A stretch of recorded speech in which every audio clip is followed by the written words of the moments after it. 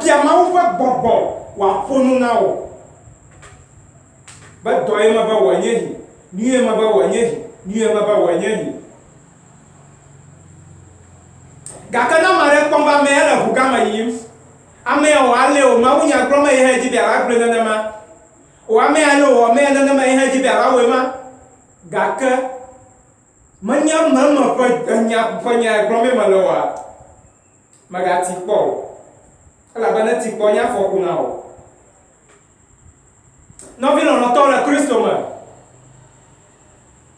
medzi be mana mianya be ɖe mawu ƒe gbɔgbɔ nye nyateƒe ale yi ke tafla tsika fla mia tɔgbuiwo xɔna gbɔgbɔ aɖewo dzi se yewo no gblɔ nya aɖe be gbɔgbɔ ma ne yi nɔvia wɔ eƒe dɔ ye dzixɔse ma yi ke le wo si wòvia wɔna dɔ ma ɖe nenema ke mawu ƒe gbɔgbɔ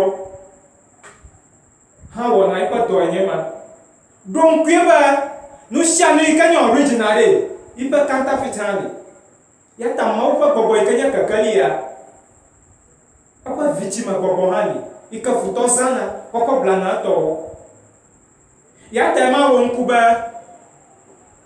ame aɖewo lé ame aɖewo kluvie de gae yewo mekpɔ mɔdzo le woƒe tsɔtsi o ne wo me dedeme vɔsa tafi vɔsanuwo hã ne wokpɔe hɔ̃ lekea wo mete ŋui ne dzo elabe ka wode wo ga nenema ke mawu ƒe gbɔgbɔ hã de aga etɔwoe nye ma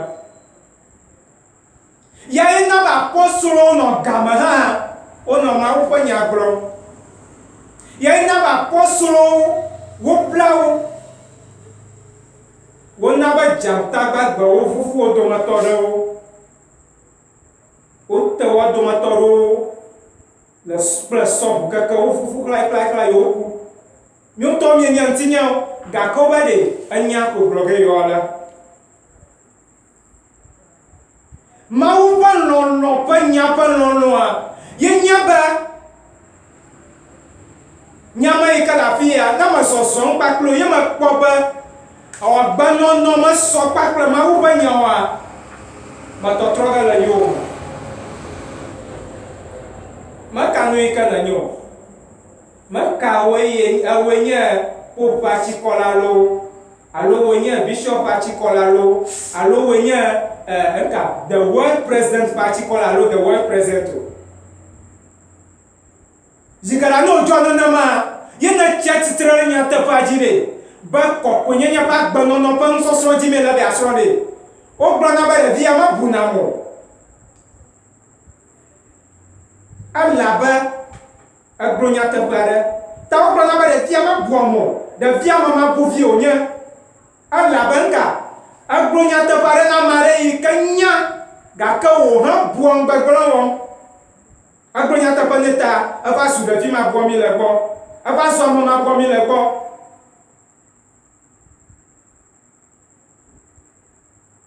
apɔstolowo gblɔ na nunɔlawo kpakple agbalẽfiawo kple fiawo be ɖe mibua nu kpɔ anyo na mi be miaɖo to amegbetɔ ŋutilã kple ʋulowo alo miaɖo to mawua amegbetɔ ŋutilã kple ʋu yi ke egbɔna kuku ge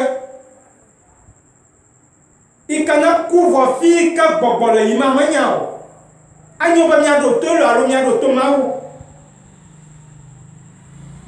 ya tae ne wònye be woyɔ wo ne va mawu ƒe nya gblɔm ye yometsitsiwo vavam le gbɔgbɔme kple ŋutilã me hã ɖe fiafi ne gagbugbɔ gagagblɔe wu tsã fiafi ne gagbugbɔ gagawɔ mawu ƒe dɔ wu tsã fiafi ne gagbugbɔ gagalũ nɔviawo wu tsã fiafi ne gagbugbɔ gagakpe ɖe amewo mi nɔwo ŋua wu tsã fiafi ne gagbugbɔ gagawɔ mawu ƒe lɔlɔ̃ wu tsã miɖo ŋkue be yesu gblɔ be ye nɔ ye fofo elabe ye le eƒe seawo me ɖe asi lɔlɔ̃ ne mawu ye nye eƒe seawo dzi wɔwɔ ame yi ke melɔ̃ mawu o ɖe yenye ame yi ke mewɔna mawu ƒe se dzi o ame yi ke melɔ̃ kristo ɖe yenye ame yi ke mewɔna kristo ƒe se dzi o gake ne kristo de se ye wògblɔ be sewo li gake sewo me wo katã wo mi ɖe akpa eve akpagbanto segbanto menia ye nye lolo na mawu ese o ma demam le ye nye lolo na mahavi kaka ye ha eva me da pave ba segbanto nye lolo mawu pro jiblibo pro nubo blibo pro tamasusu blibo pro nsa blibo enwo ma nema yesu blo ye nye segbanto na lolo na mawu ye akpave le nye lolo na mahavi nui kana jina ba mana wana de ha we none of you lo ha o ya bon to do ku wana nu ka ta fi so ma wo ma yi ka mo se mo apa o man anya lo na mawu da ka apa o ma dan i ka subo wa apa o na onya lo na ma havi nu ka ta fi mawu we na na ma alla ba mawu re anya mai kanya da moto amai kanya wash amai kanya da moto i ka wash platform ama ikanya damwoto ikanya to gona ba avan kitikiti avan katakata agomenya ba amanu sanashi made kapa nu sama demu mawu gomenya ama awu musianu Kristo gomenya de ama akristo made kama kristo demu yentonya ba na no haovi abonto do kuana de matin jagole hao video ina ma jagole hao video de matin jagole Kristo dio ina ma jagole Kristo dio de alo mawu dio de afiaba ala wa wonda mawu fasaji yem no wora mawu fasaji nya no na mawu lo na mawu re yenya lo na mahavi mawu de nyapa no ikamya kona mawu de ma brana ka cho mawu wolo ma de viare ka cho ma de viare ka na mawu wolo kaka vi ko de na mia nyum to o vi de kana. God does not want anything from us if you love him. God do not profit from our love, but all these things comes back to us when we love each other, meaning we love God. When we appreciate each other, meaning we appreciate God. That is why the 10th commandment is divided into 2. And 4 is for the love of God, and the other 6, or the rest of the 6, is the love of humanity, is the love of the fellow, is the love of the brother. That's why Christ has reaffirmed that in the New Testament, that love your God with your strength, with your soul, with your mind. Non vi l'on entend le Christ. And the second part is what? Love your fellow as you love yourself. Love your friend. Love your fellow as you love yourself. When you love your fellow, meaning you are doing the will of God. Meaning what God says you should do. That is what you are doing. No, how we did. I tell you about my man. I love my brother. Na be lawyer gaka no fi we kana le popom yin ton e wo play pashi de pa no mama gaka na be ma no mama wa ye wo na le popom be lawyer dro lo na ma ha bia manya na yino vio kwa no nkom ne o be lo manya ipa nya groma le lo na ma ha bia nya ba nka maga bu fore no vio mo no vio le hahama na perenu fisia fi hakai kama no vio doa na pokwa benka na nui kana tenwo nu tata ikala shona tewa pere no vio na perenu ama ikala fi fama na tutwa ya tine na tenwi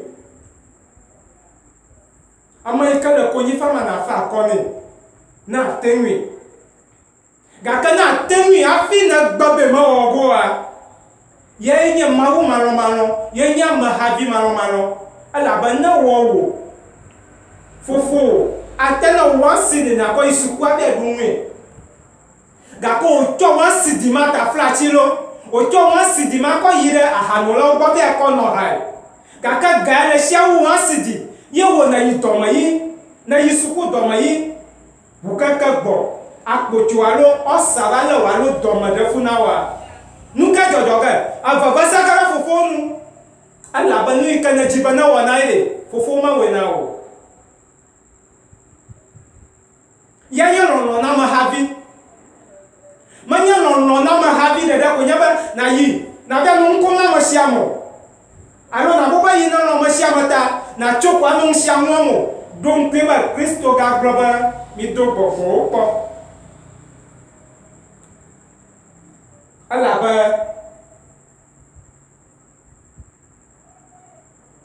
tsɔtsixɔme ke hã ɖe taflatsi ame yiwo ke melɔ Mawu o ye wonye futɔ bosam ƒe ame dɔdɔwo hã wole tsɔtsixɔme. Amewo dome gblẽ le tsɔtsixɔme me ke.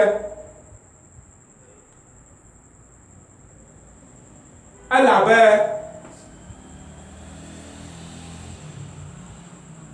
míame aɖewo míekpɔ teƒe, míame aɖewo míedzi kpɔ, míame aɖewo míeƒo asi ɖe abido me, gake ne ɖe menye Mawu ye le mía dzi oa, ne ɖe menye Kristo ƒe ʋu ye ɖu dzi oa,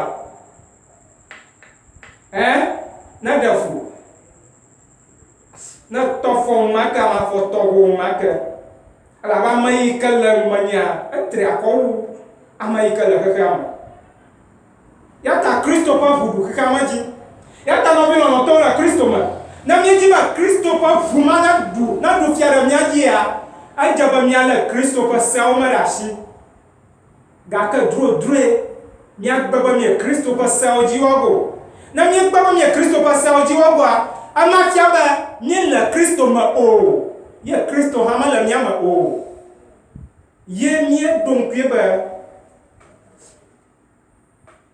we are vulnerable in the world. Anything can attack us and destroy us.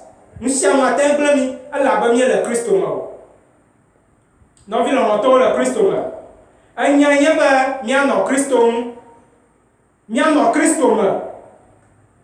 Mígatso tsɔtsidede ɖe míatsɔ wɔ habɔbɔe o. Mígatso tsɔtsidede ɖe míakɔ wɔ ku habɔbɔe o. Mígatso tsɔtsidede ɖe míabe ne ku ko nye ɖi ge no ku ko nye nye ɖi ge gake míagbe be mie Kristo ƒe se dzi wɔ go. Na ame aɖe tso habɔbɔe wɔwo yi ke gbɔgbɔ kɔkɔe le mewo ɖe megatso habɔbɔe o. Elabe ne tso habɔbɔe yi ke ŋusẽ aɖeke mede megbe na wo ye Mawu ƒe ŋusẽ yi ke wòdze be wòde megbe na wo hã ne mede megbe na woa, baba na wo. Nutɔfɔwo ɖe ɔfɔtɔwo na dze anyi. Gake ne Kristo ƒe ʋu le dziwò ɖe, nutɔfɔwo ɖe ne gbɔgbɔwo dodo ƒe gbɔgbɔ ma le asiwò hã atɔfɔ, you react immediately. Within a second you react immediately and you overcome the situation. That is how it is. Elabe megblɔ be afi ke futɔwoe se ɖo ɖeɖi te ŋu ɖe, afi me Mawu ya dze agɔme tso ne. Enye nyateƒe matrɔmatrɔ be gbɔgbɔme ŋusẽwo li. Nu yiwo na be mía viwo dome gblẽ. Nu yiwo na be mía viwo mega ŋusẽ mɔ. Nu yiwo na be mía viwo dze aglã. Menye wo ŋutɔwoe o, nane gbɔgbɔ. There is every physical thing, there is a spirit behind it. Nyame yi ke ŋuƒom afi godzi fia, menye ŋutilã gake gbɔgbɔ yi ke de megbe na amea, ele vovo ne ŋutilã ya. Nu sia nu yi ke ne kpɔkpɔma, eƒe gbɔgbɔme ŋusẽ li. There is a spirit behind everything. Ite me gblɔna be nu yi ke me kpɔkpɔm wo ɖe, elolo wu nu yi ke kpɔm le le. Because what's happening in the spiritual realm takes more percentage more than the physical realm. Eya ta ne be anɔ lɔdɔm, anɔ ɖiɖim ɖe me, anɔ ŋu ɖum, anɔ gbe ɖum, anɔ dzidzɔ kpɔm, vɔ ne hã ɖokuiwo be ye ne ɖo ɖokuiwo yɔm be nye Kristotɔ baba na o. Nɔvi lɔlɔ̃tɔwo le Kristo me. Ame yi ke to seŋ li ne ɖe, ne se nya yi ke Mawu ƒe gbɔgbɔ gblɔ, mina míado gbe ɖa. Mawu ŋusẽwo katã tɔ míegade ta agu na wo fia. Elabe fofo, nyame yi ke va ƒo nu kple míame yiwo katã se nya ɖe, anyie míenye le wò ze me la ƒe asi me. Ŋusẽ aɖeke mele mía si o. míeɖi naneke o eye míate ŋu tɔ asi akɔ hã o elabena ŋusẽ aɖeke mele mía si o. Ewoe nye míaƒe ŋusẽ. Eya ta míebia wo be ŋusẽ ma yi ke nye gbo ŋusẽa fofo ɖiɖi ɖe mía dometɔ ɖe sia ɖe dzi be míanye wainti ƒe alɔ nyuiwo eye míanɔ me o be míatse ku. Alebe ne míetse ku ɖe woakafu wò ŋkɔ ɖe míaƒe agbe ta. Míeda akpe na wo be ne wɔ ɖe sia ɖe ɖe wo ŋutɔ lɔlɔ̃ ŋu. Míebia esia kple bubu geɖe le míaƒe tɔ Yesu Kristo ƒe ŋkɔ me. Amen.